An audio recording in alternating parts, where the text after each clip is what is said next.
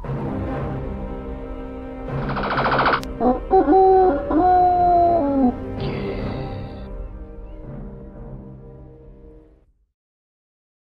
everyone, a very warm welcome to you. My name is Nick and we're looking at a homebrew on the ZX Spectrum 48K. It's Horace to the Rescue, published by Steve Broad in 2013. At least it's his rendition of Horace to the Rescue. So what does that mean? Well, Horace to the Rescue was a game originally planned by Melbourne House or Sinclair Research, which wasn't released. It was going to come out after Horace and the Spiders. So this is what Steve's rendition of it, what he thought it might look like, and well done to him. Already reviewed one Horace game by him, which was Merry Christmas from Horace. Now here we go. Now this is based on Hunchback, so you have to collect all the coins or go from one side of the screen to another and then save the bell. So you've got that, have you? Good.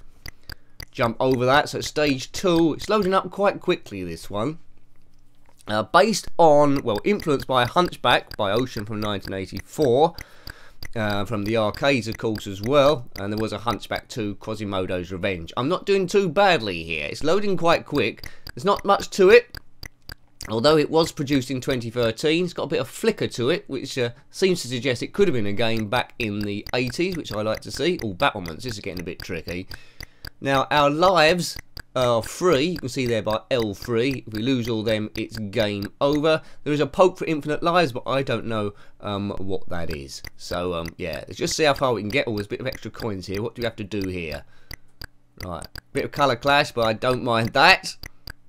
It seems to work with Horace games. So, yeah.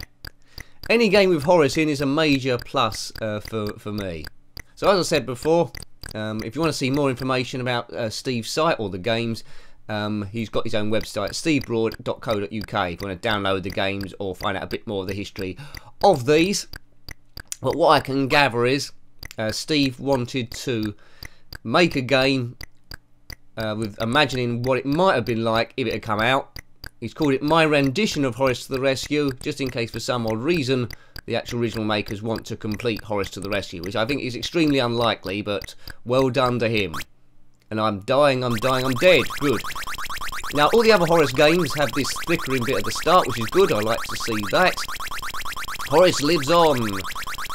Do check out my review of Merry Christmas from Horace, also by Steve. Other homebrews of Horace which are pretty good are Horace Goes to the Tower and Horace in the Mystic Woods, which are all pretty good. Now, this game is quite addictive. That bell's lifted from Hungry Horace. I think do I prefer Hunchback to this? Well, the Hunchback character is a lot bigger than Horace, and that's, you see more of the screen, perspective-wise, because Horace is smaller. I think my preference is slightly for Hunchback, but only because that's got nostalgia on its side. I used to play that from 1984 and around about that time. But this is good as well. If this had come out around about the time, I would have probably liked this more, really. It's quite cool. Always good to see Horace in action. It's a good nod to the original games, Hungry Horace, Horace Goes Skiing, Horace and the Spiders. It doesn't look out of place alongside of those. Would have been a very worthy sequel if it came out at the time, and indeed looked like this. I don't know how many levels there are of this one. Someone might tell me in the comments below. This game did have a sequel, also by Steve, Horace to the Rescue 2, where I think he's made it joystick compatible, so we might be having a look at that one at some point. But my understanding is when this game was released, it went all over the internet and was very popular and very well received, and so it should be. Oh, what happened there? I didn't hit the bell, but I've saved the bell anyway. There's a bit of a glitch on that first level. So as you can guess, the levels start off quite basic, and they get more and more complicated as you go on. If I had skills, I could complete the game, but I don't. It's the first time I've played this. One thing I would say about this has over Hunchback, it's a lot less frustrating than Hunchback was. There were some amazing drops if you went too near the edge on that one. This, the collision detection is a little bit better, it's a little bit fairer. Very addictive, these games, always, so we need to time this right. Score there, high score, and time ticking down. So you can't hang around. If the time ticks down to 0, that's it. So you can't spend too much time thinking about things. You've got to get on with it and do it. Do I like this game? Well, yes, I do. I mean, it's got all the elements there. It's a puzzle game, it's addictive, it's well coded, it's got a nice throwback in the flickering of the graphics to the original Horace games, and it's got a super character that you can love, that you can control. He moves just like he does in all the other Horace games, so that's super duper ooper duper. Now hopefully I want to review all of these new Horace games that have come out. There's a few from Steve, Minor Horace, and I think that had a sequel as well that he did. I think there is another one in production as well, which I can't quite remember what it's called. It's like a Berserk clone. I don't know if that's going to come out or not. Eventually I'm going to come across a bad one, which is going to be a very sad day. But I'm not going to be a sycophant. If I see a bad one, I will say that it is bad, because Horace deserves the best in my opinion. And the day that comes, which will come, it's going to be quite awkward. But I've liked all of them so far. I prefer Merry Christmas from Horace to this one, but that's understandable. That was made after this one, and as I say, like in anything in life, whether it be coding, writing, singing, trampolining, other examples, you're gonna get a lot better. Good. Sometimes massively better. Horace to the rescue. I think at the end he has to rescue a princess, I believe. I love there's a homebrew scene here. It's not so much a homebrew scene on the Commodore Amiga, I don't think. But ZX Spectrum, 8-bit stuff, I love this sort of thing. Eventually, because of the Spectrum Next, there's going to be more. I know it seems weird thinking about it now. There's going to be more new games than old games. That's going to be incredible when that happens. But anyway, because the enthusiasm for these machines is just, well, massive, isn't it?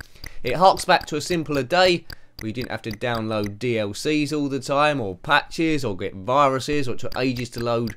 Well, these games did take a bit to load, to be honest with you, unless you're on emulation nowadays.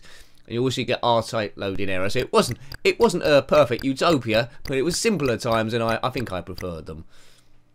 Boom. Not too much violence in any Horace games, you'll see. Right. See, we need to get that bell. Jump over the arrows and boom. Oh no. I did say on an earlier review of Super Crap Invaders that I'd really like a Horace Space Invaders game.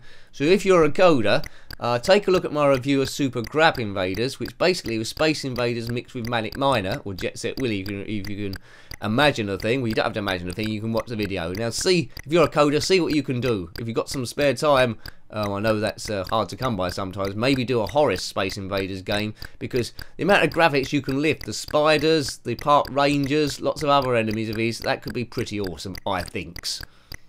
Boomer! Right, you saved the bell. I know, it's all about saving the bell. Now Hunchback, of course, is Quasimodo you control, and he was obsessed with the bells, so hence that. The bells! The bells! Horace is much better looking than Quasimodo. He's more of a James Bond sort of character, I think. Horace for the next James Bond, what do you think? Horace for the next James Bond, Doctor Who, and Superman. He can do all of them, and maybe he can be the next Batman as well. How's that for a game? Bat Horace. Bat Horace. Oh, I lost all my lads again. Yeah, well, you know, what can you do? I'm doing this on keyboard. The sequel does have joystick support, I believe. My rendition of Horace and the Horace Go to the Rescue. Not my rendition, Steve Broad's rendition. Hooray! Right, this will be my last go. This is quite addictive, to be honest with you. There's not much to it. I can't get a review lasting hours and hours out of it. But I know. I think you've pretty much seen that. I think the screen stays cyan the whole time. There's a bomb there that we jumped over. Or maybe a Christmas cake. So in summary... Oh, look at that. It's good that you can change direction in mid-air. That's good. Merry Christmas from Horace had that as well. So in summary then... well coded, nice and simple, basic as all Spectrum games should be, good collision detection, good graphics, a lot to like. It's a cute game. It's a cute game. Very interested to see what the sequel looks like. Is it the same sort of thing, or is it vastly improved or different? A little bit of colour clash, but acceptable. That's all a bit of the charm, really, despite being a game in 2013. So I think we'll leave that one there. Hope you liked having a look at that one. Do track it down on Steve Broad's website, stevebroad.co.uk, if you want to. That was Horace to the Rescue, or my rendition of Horace to the Rescue, published in 2013. Thanks for watching that one as always. Got any comments about this game, similar games, or any other homebrew Spectrum-wise or otherwise, then you're more than welcome to put that below. Until next time, take great care of yourself, and a very fond goodbye.